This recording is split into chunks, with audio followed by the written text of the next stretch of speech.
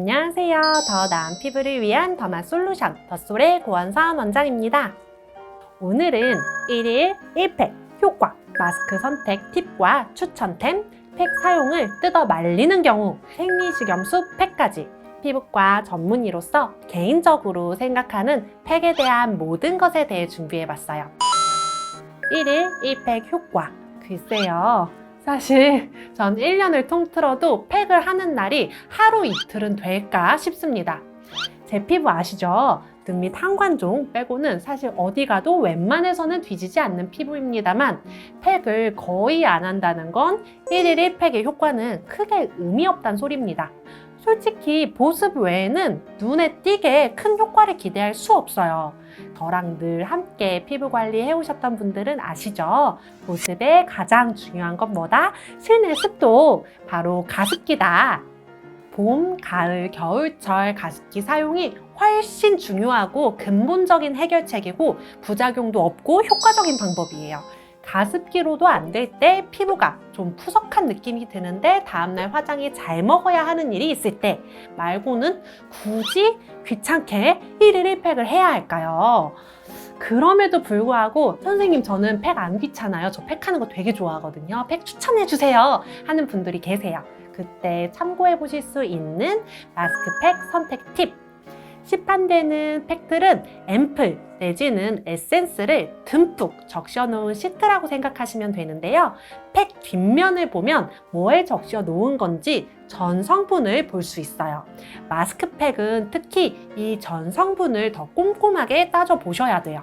그 이유는 우리 그냥 평소에 기초 화장품을 바르는 방법에 비해 마스크팩으로 피부에 10에서 15분 덮어놓는 방법을 쓰면 그 성분들이 피부에 흡수가 훨씬 잘 되기 때문이에요. 만약 원래 좀 예민한 피부인데 피부 자극이라 알레르기를 일으키는 성분이 들어있는 팩을 쓰면 오히려 피부가 확 뒤집어질 수 있는 거죠. 그런 면에서 제 개인적인 마스크팩 선택 팁은 첫 번째, 마스크팩 성분에 모공을 막는 성분이 없을 것. 두 번째, 피부 자극 또는 알레르기를 흔히 유발하는 성분이 없을 것. 세 번째, 기름기 있는 성분이 없을 것입니다.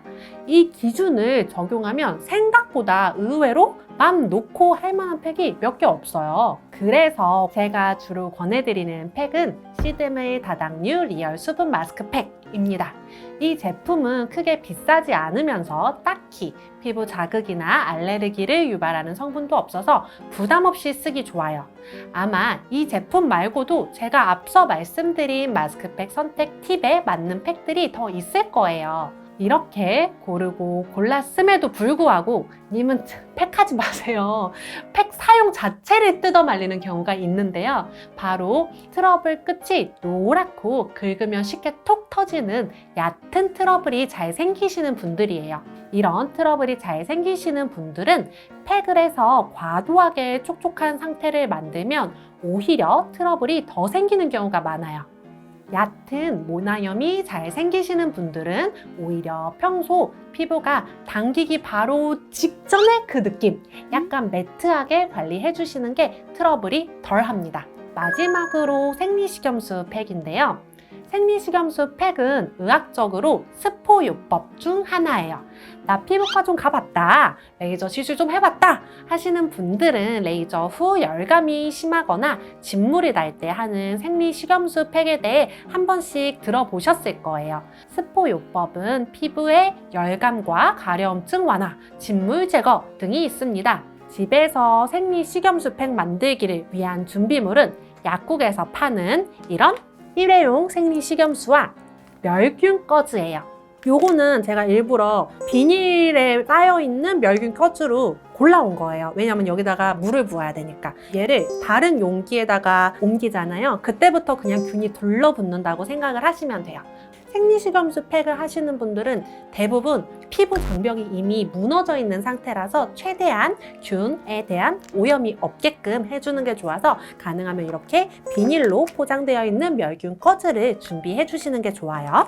생리식염수도 멸균된 생리식염수예요. 그런데 어떤 약국은 이렇게 1리터짜리 큰 거밖에 안 팔아요. 그런데 그거 같은 경우에는 한 번 쓰고 버리셔야 되거든요. 왜냐면 생리식염수를 일단 오픈을 하면 거기에서 또 균이 자라요. 1리터씩 사서 조금 쓰고 버리는 게 싫다 하면은 간혹가다 이런 작은 생리식염수를 파는 데도 있어요. 그러면 이 작은 생리식염수로 구매해 오셔도 돼요. 그래서 이것도 이렇게 돌려서 깐 다음에 그냥 여기다가 이렇게 콸콸 쏟아주면 돼요. 얘가 원래 팩을 만드는 게 앰플이나 에센스나 생리식염수를 콸콸콸콸 쏟아서 적셔놓으면 그게 팩이에요. 보통 이 작은 걸로 하면 하나로 안 되고 한 두세 개 정도 필요하거든요.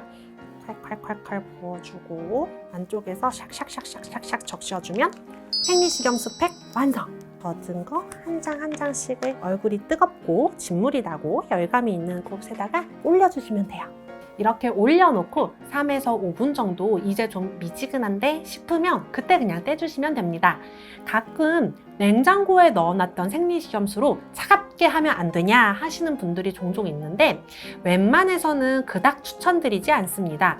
사람은 항상성 동물, 즉 체온을 일정하게 유지시키는 동물이잖아요. 너무 차갑게 팩을 하면 그 이후에 체온을 다시 올려서 유지시키기 위해 환부로 혈액순환이 더 일어나서 오히려 열감을 더 심하게 느끼실 수 있어요. 그래서 그냥 상온에 보관한 생리식염수도 체온보다는 낮으니까 상온 보관 생리식염수로 사용해 주시는 걸 권하는 편입니다. 성에 차지 않으시면 생리식염수 팩을 더 자주 해주시는 게 낫다고 생각합니다. 하루 한 번 할 거 차라리 하루 두세 번 해주시는 게 훨씬 더 도움돼요. 오늘은 정말 팩에 대한 모든 것에 대해 제 생각을 말씀드렸는데요. 저처럼 팩을 안 하시는 분들 전혀 죄책감을 가지실 필요가 없다는 걸 깨달으셨겠죠? 안 하셔도 됩니다. 오늘 내용도 재밌고 유익하셨다면 다음 영상도 기대해 주세요.